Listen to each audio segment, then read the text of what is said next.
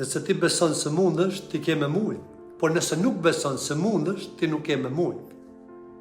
Pra, besimet tuaja formsojnë realitetin tuaj duke ndikuar në mënyrën se si e perceptoni botën dhe si reagoni ndaj saj. Mendimet dhe bindjet që keni përcaktojnë pritjet, sjelljet dhe zgjedhjet tuaja, të cilat nga ana tjetër krijojnë rrethonat që përjetoni. Nëse besoni se jeni të aftë dhe meritoni, ka më shumë të ngjarë të ndërmerrni veprime që çojnë në sukses. Anasjelltas, nëse besoni se jeni të kufizuar ose të padenjë, mund ta frenoni veten në mënyrë të pavetdijshme.